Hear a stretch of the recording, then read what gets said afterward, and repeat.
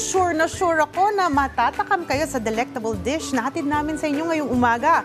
Sobrang sarap at mainit na sabaw at malambot na karne. Hatid namin yan sa inyo dito sa Sarap Pinoy.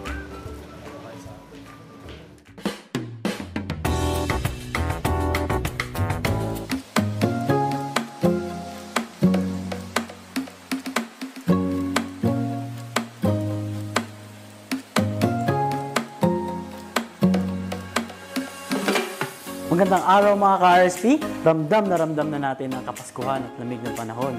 Kaya naman, ngayong araw ay magluluto tayo ng mainit na sabaw na galing pa sa Davao. Ito ang balbakwa.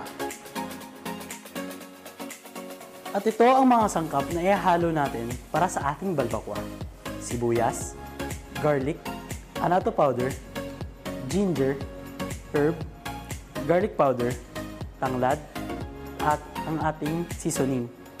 At syempre ang ating bida, ang laman at balat ng baka. At ang ating magsisilbing sabaw para sa balbakwa.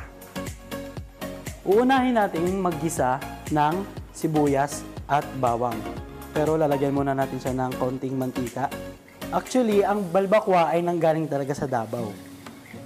Ito yung original nila na specialty na binibigay nila sa mga turista. Hintayin lang po natin siya mag golden brown. Nilagay na natin ang sibuyas at bawang. Ilalagay na po natin ang ating annatto powder. Then, kapag nahalo na, ilalagay na po natin ang ating pinakuluang balat at laman ng baka. Pinakuluan na po namin siya ng mga 3 oras bago po kami magsimula dito. Tinimplahan po namin siya ng salt and pepper. Then, ilalagay na po natin ang luya at ang ating herbs. Then, ang tanglad. Babalutin po natin sila ng annatto powder. Hintayin lang po natin siya mag-orange. Then, ilalagay na po natin ang broth na nanggaling sa pinakuluan kanina. Habang pinapakuluan natin, ilalagay po natin ang seasoning. Para ramdam natin ang pampalasa. Hintayin lang po natin siyang kumulo at maya-maya ay matitikman na natin ang balbakwa.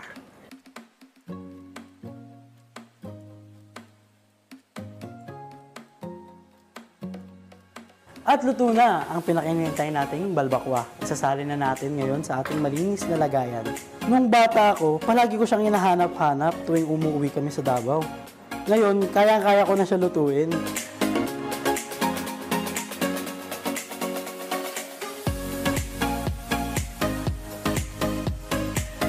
Ako, ito na yung favorite part ko.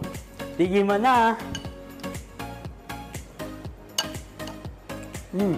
Tamang-tama lang yung lasa niya. At napakalambot pa ng ating baka. Kasi nga, pinakuluan natin siya ng 3 oras. Kaya, nagme-melt lang siya sa bibig ko. Kaya, subukan nyo na rin magluto ng ating balbakwa.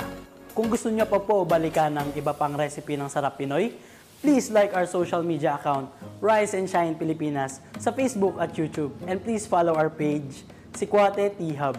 Ako si Vincent Ryan Galos, at ito ang Sarap Pinoy.